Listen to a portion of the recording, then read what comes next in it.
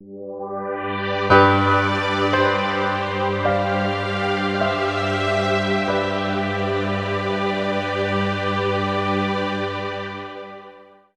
name is Nick Bold. I run the local Makerspace, so I'm a fair bit more down to earth than all these real professionals, so you'll have to bear with me.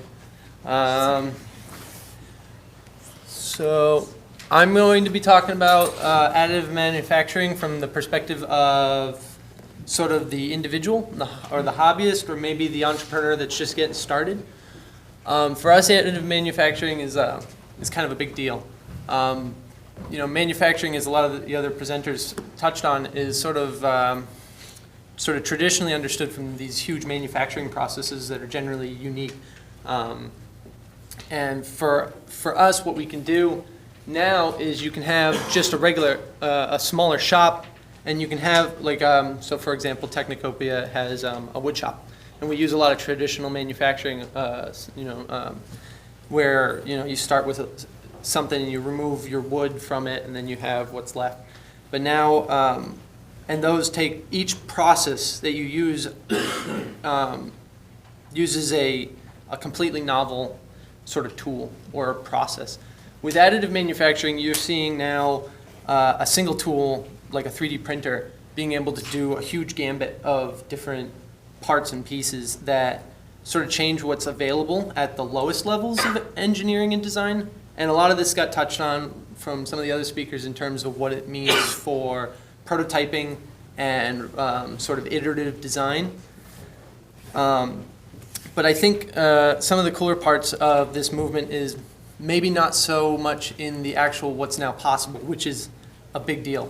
But this is also coming at a time where, so now we have this 3D printing sort of opening up what's possible in terms of being produced, but we also have sort of a rethinking of the way we distribute information and the knowledge of how you would do something. So 3D printing has exploded in the context of sort of the open source movement.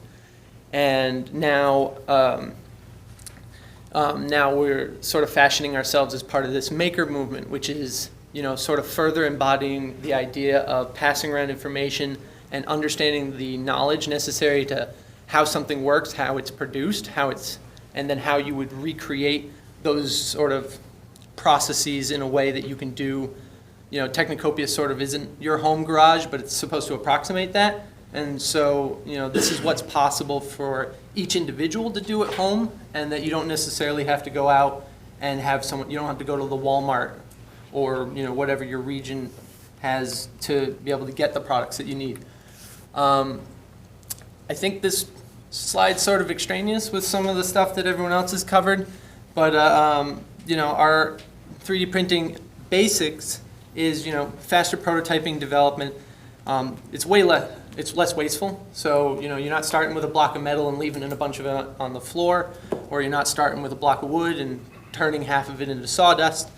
A ubiquitous tool, so one 3D printer can print a huge array, but it also means sort of more generally that a single file can be passed around, and anyone with sort of any 3D printer, of which there's a huge array, can now print the same part on different machines with slightly different processes, but you still get the same part. So I can print something here in Massachusetts that's the same part that can be printed in, say, Egypt. And then you can have these sort of ludicrous international design teams that aren't slowed down by sort of shipping lanes or having to move around. You can have the same prototype showing up in multiple labs around the world. And we've been fortunate enough at Technocopia that we've had some of these sort of novel interactions. We've had designers coming out of Brazil jumping on a project for just a few months because it was an open source project. They could get started with us by popping out our prototypes on their machines at their own facilities. And you see some of this coming up again in MIT established the Fab Lab standard, and that's sort of in that same envelope of what you can produce in one certified Fab Lab is producible all the way across the spectrum. There's not a lot of cons, but they should be noted. There's not what Stratus was talking about. of how like not all of the processes are up to snuff yet. Like you can't just do anything you want yet, but a lot of these new materials, like with what Voxel 8's putting out, is like it's mostly a factor of time, and then we'll have sort of almost everything at our fingertips in terms of what's possible in additive manufacturing. But you know, so on. In terms of a more deeper sort of look at what additive manufacturing does, it sort of blows the doors off of what we can do in terms of spinning up young companies. A lot of the costs, and if you look at a lot of the investment markets, .com companies are a great return. There's relatively low costs. There's not a lot of spin up necessary. The product they're producing doesn't have a lot of materials or things that need to go into it. But the return on investment for these .com companies is huge. You can do and investors see these companies as very like lucrative opportunities, whereas manufacturing is much harder to get investment for. Because there's a lot of spin up, there's a lot of costs associated with starting and manufacturing, a lot of time goes into the development of these products. But with the open source movement sort of changing the way we develop products and the way we pass around information and what products are available to people, the new additive manufacturing machinery, and then sort of at a larger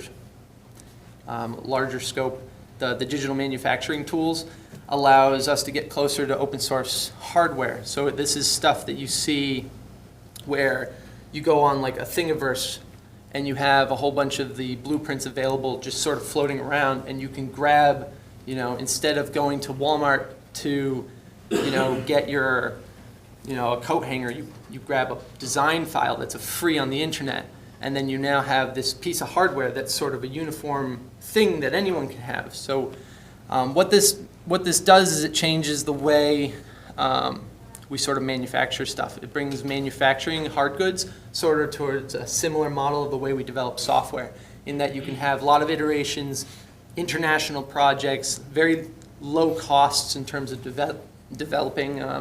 Sorry, I don't do a lot of public speaking. Doing great now. You're doing great. Oh, no worries. But like, and we see now that the cost of hardware are sort of dropping pretty quickly, developing hardware in these new ecosystems.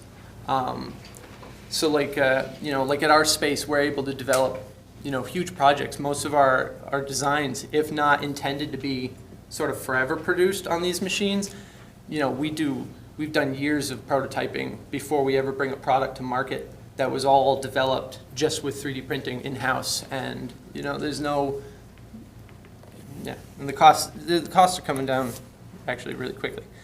At a larger look, the maker movement's really sort of pushing the envelope in terms of sort of opening what's possible in terms of the free parts of the economy. With the internet, we're able to sort of pass around skills and know-how, and that sort of transcends with being able to produce software and hardware that also sort of mix with that movement really well. And then Makerspaces are part of that as sort of a focal point. And this is where a lot of the neat innovation comes from. So we've talked a lot today about how we have incubators and accelerators and all these co-working spaces throwing a bunch of people from disparate backgrounds, possibly not even non-engineering backgrounds, which one of the advantages I like to say that we have as a makerspace versus maybe some of the more specialized incubators is that we have artists that use our machinery for art, but they sort of aren't from that, paradigm of engineering process where they're thinking in like 1, 2, 3, 4, 5 sort of steps of engineering. But what we'll have is someone will come and try to really just push the machines to the edges of what's possible and what they're capable of doing. And then we'll have engineers being part of this process, learning maybe not from sort of the dogmatic engineering perspective, but more from an innovative perspective, thinking out of the box. And that comes from sort of very uniquely having so many different viewpoints and different sort of processes and styles of thinking about things all in the one house, and then making those resources available so that people can just sort of play with things and play with ideas and how that happens. But now, thinking of it in the same level with the open source software, passing around that understanding and knowledge, and now with these new types of manufacturing, open hardware, you can be having these conversations both in your local space, but also with other places in your own country, but across the whole world. So we have projects that we've worked on with, folks in Boston, but also, Egypt, Spain, and then also Brazil. We've had I'm also a worker owner of Northern Robotics Cooperative, so that's where some of these projects I'm referencing are coming from. So this is one example of an open source project called WikiHouse. I would imagine a lot of you guys are probably already familiar, but this is a open source project to build sort of structures generally, but homes. It's part of this idea of so this blueprint, this house, this hardware, all of it's free. So the know-how to understand how to make this product, the designs for the robots, so this is sort of built on your sort of standard 4x8 CNC mill, wood cutting mill. They use the standard 4x8 plywood board, and they sort of IKEA cookie cutter it into sort of a prefab house that you can just sort of slap together. And they have a lot of modular designs. But you have this sort of open community now where people are contributing huge sections. So someone might design a new archway that could be used in different applications. Someone might design a ramp or a staircase or a door frame or a window holder. And this project's huge. We have a branch in our own space that's trying to build a greenhouse frame that'll go around an robotics aquaponics rig that we're building in-house.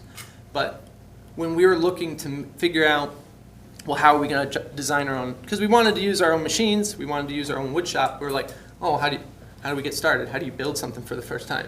And this open source project exists. Not only is the understanding, the knowledge is open sourced, but this whole blueprint, this whole thing is just a copy of stuff that's available online. An open source car that exists sort of looks like a little bit of a go-kart, but they assemble it in less than an hour, and it's made out of completely open source parts. It's you could just, they have all those ads of would you download a car, implying that it's theft. But then the other side of this is you can download a car, and that actually changes the answer you would give. It's like, would you download a car? It's like, well, I can do that. And then, well, yes, I would. I do it twice,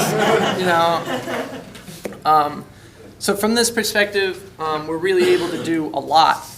And what we do with our space is trying to think about sort of these tools as part of this bigger movement, and how it enables sort of our in-house sort of garage tinkerers or garage inventors to spin up real businesses taking advantage of these cost-saving techniques of this new mentality of how we develop things, how we make things, how we think about making things.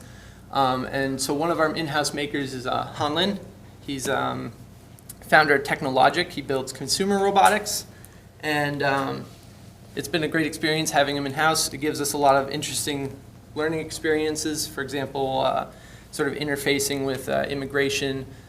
We've gotten, immigration asked him why, as a manufacturing company, why does he not have his own capital equipment? Why does he not have his own capital costs on record that they can reference? Because the government has access to all these sort of numbers and stuff as part of him becoming a business. And, we got to sort of be part of the conversation of helping immigration understand what is a makerspace and why this is advantageous to him and how it helps, cover his costs and stuff for him. But it's also, it's been a great opportunity. We've been able to do a little bit of work in in-sourcing work and, spinning up multinational corporations. This also plays on a lot of stuff where he gets to go home and he's bringing these products home with him, and he can keep manufacturing in China lockstep with his partners in China with what we're doing here in the States, and it's actually pretty excellent. So and that's Technocopia. I have sort of materials. I'd love to talk to people. We've got a lot of projects. I speak better one-on-one, and this is Hanlin.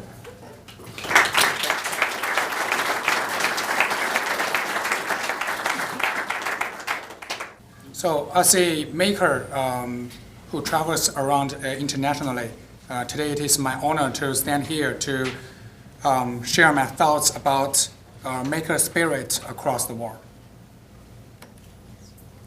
So since middle school, I had a dream to become a robot inventor. After receiving a bachelor's degree of mechatronics automation at China's top university, I started to come to the United States to continue making robots. In 2013, I graduated from WPI with a master's degree of robotics engineering. And this is my mom who came here to visit me on my commencement. And during my years at WPI, I made several robots. Here's one. It's a cell phone robot whose brain is a smartphone, and I can use another smartphone to talk to and command it. And here's another one. It's a penguin robot called Puppy. It's for helping autistic children. And on the right side, that was me. But it looks like I'm not as cute as my robot.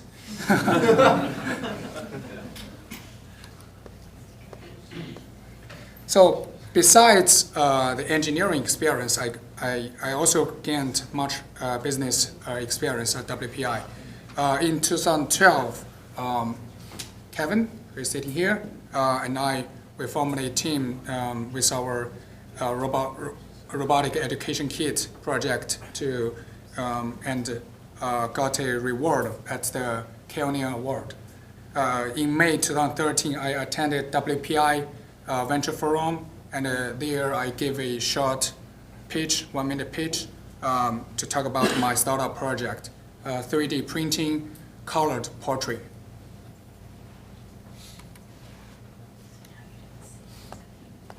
So after having learned many theories about making robots at WPI, I got involved in Technocopia Makerspace as a founding member.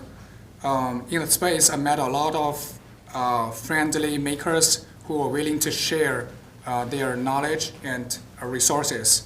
For example, I got a try on Google Glass for the first time from Marcos in our Makerspace. And I should say that was very cool to view the world from a different angle. And also I helped Kevin. I helped him with his business, contacting and finding several motors suppliers in China with my ability, language ability. And I designed a cable-driven structure for his project. And I think next time when you come to our space, he can show you his funny monkey robot. As a member in our makerspace, I could use all the tools, hardware tools, to build my own robots. That's a great benefit, I should say, for me and for my business, because as a hardware startup, it is so expensive to have tools. It's not like software company, you just sit home with a computer.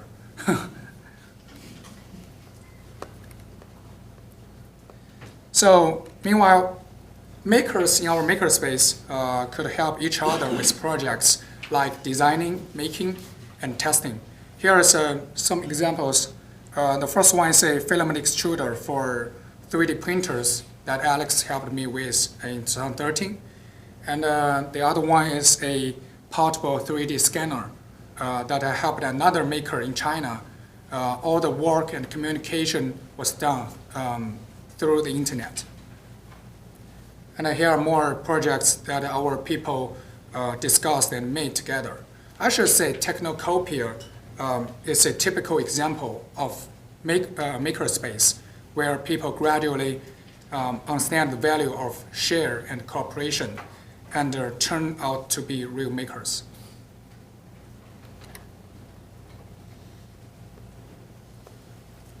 After having done a couple of makers projects at WPI and Technocopia, I started to commercialize one of them. smart work. It's a smart cooking robot. These are the 3 generations of prototype of smart work.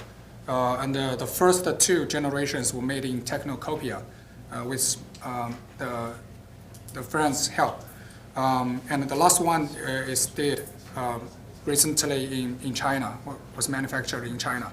And now my company, Technologic Corporation, just received an angel investment to accelerate our business.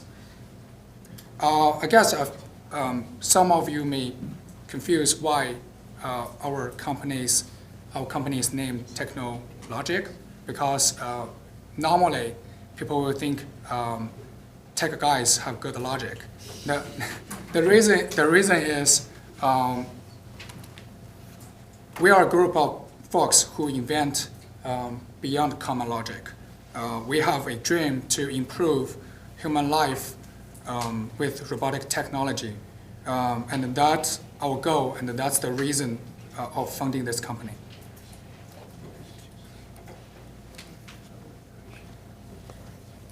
So 10 years ago, I went to Germany for study.